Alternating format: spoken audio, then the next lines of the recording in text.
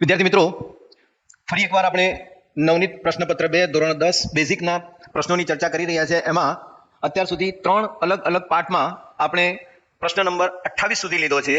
હવે આપણે પ્રશ્ન નંબર 29 ની આજે શરૂઆત કરીએ છીએ। મિત્રો, ઘણા બધા પ્રશ્નો છે, ચેક કરો, ધ્યાન રાખો અને આગળ ગણતરી કરવાનો પ્રયત્ન કરો। શું આપ્યું છે પ્રશ્ન નંબર 29 માં? પ્રશ્ન નંબર 29 માં આપેલું છે કે સમાંતર શ્રેણી આપી છે, એમાં a બરાબર 5 છે, d બરાબર 3 છે, an એટલે n મું પદ ખબર નથી, n મું પદ એટલે કેટલું એ 50 આપેલું છે, તો શોધવાનું છે n અને શોધવાનું છે sn। આટલી બાબતો આપણને આપેલી છે અને આટલી જે n અને sn શોધવાનું છે। કેવી રીતે? તો સિમ્પલ સમાંતર શ્રેણીના જે પણ મુદ્દા છે એ તમારે ધ્યાન રાખો એટલે ખ્યાલ આવે। અહીં આપણે આગળ જોઈએ તો આપણને ખબર છે, સૂત્ર કયું છે કે ભાઈ an બરાબર a વત્તા કૌંસમાં n ઓછા 1 કૌંસ બાર d। આ એક સૂત્ર છે એનું, an બરાબર a વત્તા કૌંસમાં n ઓછા 1 કૌંસ બાર d। ઘણી વખત શાળામાં અંગ્રેજી શબ્દો બોલે છે, તો an is equal to a plus into bracket a minus n minus 1 into d। ચલો, an કેટલા આપેલા છે આપણને? 50 આપે છે, a કેટલા આપે છે? 5, n આપણે શોધવાનું છે -1 અને d કેટલા આપે છે? 3। એટલે આ રીતે આપણે મૂકી દઈએ કિંમત ખાલી। તો માટે શું થશે? માટે 50 આ 5 પેલી બાજુ જશે તો -5 થશે, બરાબર n -1 ઇન્ટુ 3। હવે એનો અર્થ શું થશે? 50 માંથી 5 જાય એટલે આપણને ખબર છે 45, અને આ જે 3 છે એ ગુણાકારમાં છે, સામે જશે તો ભાગાકારમાં જશે, બરાબર n -1। 45 ભાગ્યા 3 કરો એટલે આપણને ખબર હોય કે 3 એકા 3, 1 વધ્યો 3 5 15, 15 તારી 45 બરાબર n -1। માટે આ એક પેલી તરફ જાય તો 15 વત્તા 1 બરાબર n, માટે n બરાબર 16। n બરાબર કેટલા થાય બેટા? 16। એટલે 16 પદ હોય, 16મું પદ છે એ 50 થશે।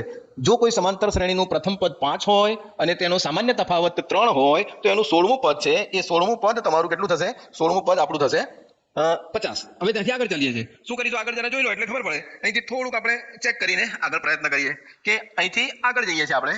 હવે શું આપ્યું છે જરા જોઈ લઈએ છીએ અને એની આગળ જઈએ। હવે આપણે શોધવાનું છે sn। શું શોધવાનું છે બેટા? sn શોધવાનું છે। તો sn એટલે s16।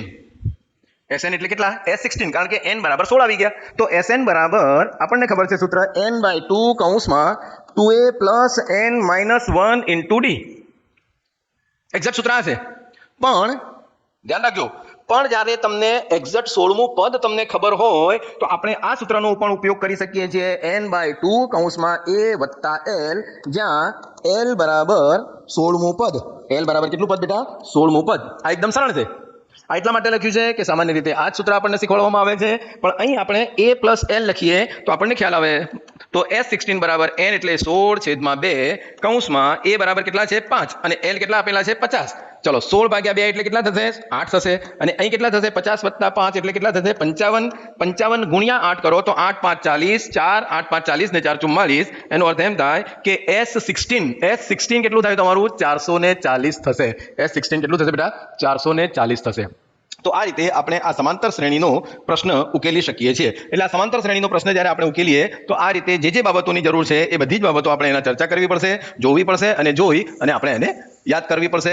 દાખલો જાતે ગણજો, જો ખાલી તમે વાંચશો તો ચાલશે નહીં, દાખલો તમે જાતે ગણજો તો તમને આવડશે, અધરવાઇઝ દાખલો આવડવો મુશ્કેલ હોય છે। દાખલો આવડવો મુશ્કેલ હોય છે, જ્યાં સુધી તમે એની પ્રેક્ટિસ નહીં કરો ત્યાં સુધી આવડશે નહીં। હવે નેક્સ્ટ ક્વેશ્ચન જે છે આપણો, ક્વેશ્ચન નંબર 30, બિંદુઓ ab અને -a -b વચ્ચેનું અંતર શોધો। ચલો, આપણને ખબર છે કે a એટલે આપણને એક બિંદુ આપ્યું છે ab, અને બિંદુ b આપ્યું છે એને -a -b આપ્યું છે। ઓકે, x1 આ શું કહેવાય છે આપણું? આ થયું તમારું x1। આપણે લખીશું કે ભાઈ x1 બરાબર a, y1 બરાબર b, એ જ રીતે x2 બરાબર -a અને y2 બરાબર -b। આટલું લખવાનું, કારણ કે આ 2 ગુણનો પ્રશ્ન છે અને ગણતરીનો પ્રશ્ન છે। માટે બે બિંદુઓ વચ્ચેનું અંતર ab બરાબર, અંતર સૂત્ર આપણે મૂકી દઈએ। શું થશે?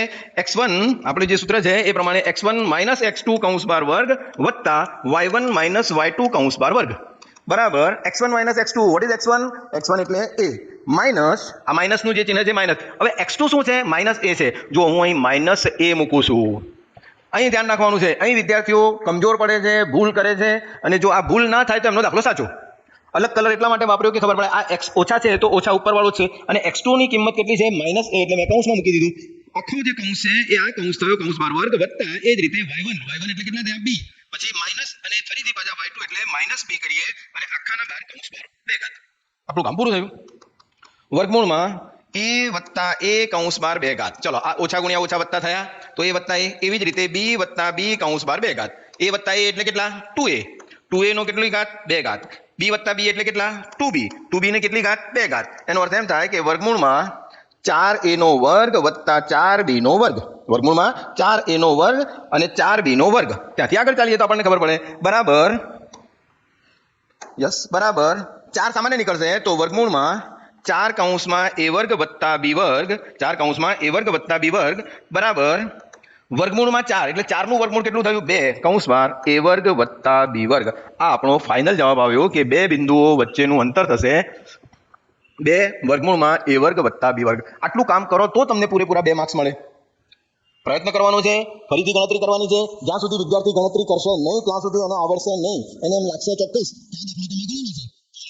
પરીક્ષામાં ગણવા જશે તો એ પરીક્ષામાં એને આવડવાનો નથી આ એકદમ સિમ્પલ બાબતો છે સિમ્પલ બાબતો પણ આપણે ધ્યાન રાખી અને ગણતરી કરવાની છે તો જ આવડશે હવે આવે છે બે પ્રશ્નો છે 32 અને 33 નંબરના 32 અને 33 નંબરના પ્રશ્નો છે ત્રિકોણમિતિના પ્રશ્નો છે બીજા સત્રમાં આ પ્રશ્નો ચાલ્યા હશે તમારે તો જો sin a બરાબર 3/4 તો cos a અને tan a ની ગણતરી કરો ત્રિકોણમિતીય ગુણોત્તરો માટે અલગ અલગ પ્રકારના અનેક વિડીયો મેં બનાવ્યા છે આઈ બટનમાં હું આપીશ તો તમે ચેક કરી લેજો અહીં તમને બતાવું છું કે ભાઈ sin a છે sin a બરાબર 3/4 અને ત્રિકોણ આપેલો છે ABC એમ સમજીને આપણે ચાલીએ તો આ ત્રિકોણ આપણો થયો ABC અને આ કાટકોણ ત્રિકોણ છે એ પણ તમને ખબર છે ત્રિકોણમિતિ તમને આવડે એટલે કે ભાઈ આ ABC થયું sin a એટલે આ ખૂણો sin એટલે આપણને ખબર છે કે ભાઈ સામેની બાજુ ભાગ્યા કર્ણ અને આ જે છે પાસેની બાજુ થઈ તમારી પાબા તો sin a બરાબર 3/4 એનો અર્થ એમ થાય કે માટે sin a બરાબર આના અનુસંધાનમાં સામેની બાજુ એટલે કેટલી બેટા BC ભાગ્યા કર્ણ એટલે કેટલા AC અને એનું મૂલ્ય કેટલું આપ્યું છે 3/4 અને આ કોઈ ગુણોત્તર છે એનું મૂલ્ય આપણે કહીએ કે ભાઈ k કોઈ વાસ્તવિક સંખ્યા છે એનો અર્થ એમ થાય કે માટે BC અથવા તો આપણે એમ ગણતરી કરીએ કે ભાઈ માટે